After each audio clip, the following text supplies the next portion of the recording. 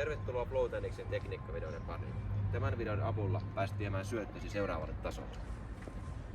Ensimmäinen asia on ote.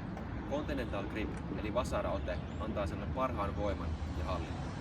Jos ote on väärä, syöttö jää helposti tehottomaksi, se altistaa sinut myös loukkaantumiselle.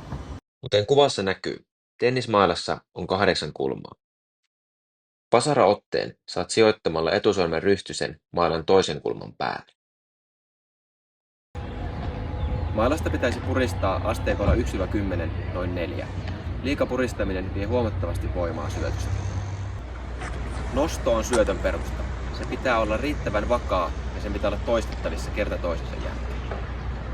Nosto tapahtuu käden liikkeellä alhaalta ylös irroittaen pallo noin silmien korkeudella. Pallo tulisi sijoittaa hieman kentän sisäpuolelle niin, että ponnistus lähtee sekä eteen että ylös. Palloa tulee pitää kiinni sormilla, ei kämmenen pohjassa.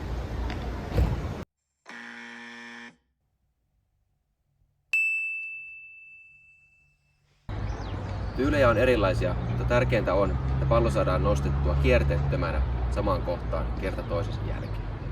Noston tarkkuutta on alkuvaiheessa hyvä treenata myös erikseen ilman mailaa, esimerkiksi tämän tyylisellä harjoituksella. Jalkatyön osalta on 2 yleisesti käytettyä tyyliä. Ensimmäinen on niin kutsuttu platform, jossa jalat ovat ponnistushetkellä erillään.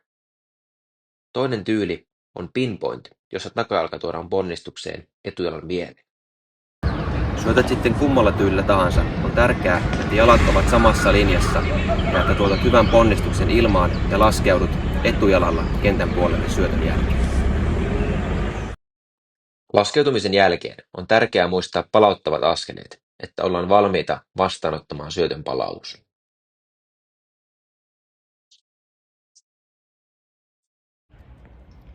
Ponnistusta voi treenata sijoittamalla esimerkiksi juomapullon esteeksi kentän rajalle. Käsien ja jalkojen liikkeiden tavoitteena on saavuttaa latausasento eli niin sanottu trophy-asento ennen osumakohtaa. Latausasennossa kylki on taivutettuna, nostokäsi suorana ja katse seuraa tiukasti palloa. Lyöntikäden kyynärpää on noin 60–80 asteen kulmassa ja polvet ovat koukussa. Latausasennosta liike jatkuu mailan pudotuksella. Mailan annetaan pudota olkapään taakse, josta lyöntiliike lähtee. Lyöntiliikettä lähdetään tekemään kyynärpää edellä ja kyynärvarsi ja ranne tekevät yhdessä kiertoliikkeen, jota kutsutaan pronaatioksi. Liike saatetaan loppuun viemällä maila vasemman kyljen puolelle. Katse pysyy pallossa vielä hetken osuman jälkeen. Tennissyötön kehittäminen kannattaa aloittaa progressiivisesti. Ensimmäisenä tulee harjoittaa pronaation tekemistä ja keskittyä vain siihen. Tätä voi helpottaa ottamalla mailan kahvan yläosasta kiinni ja pysäyttää maila lyöntiliikkeen jälkeen korostaakseen pronaatiota.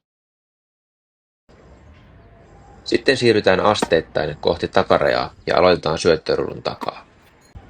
Tämän jälkeen siirrytään syöttörullun ja takarajan väliin.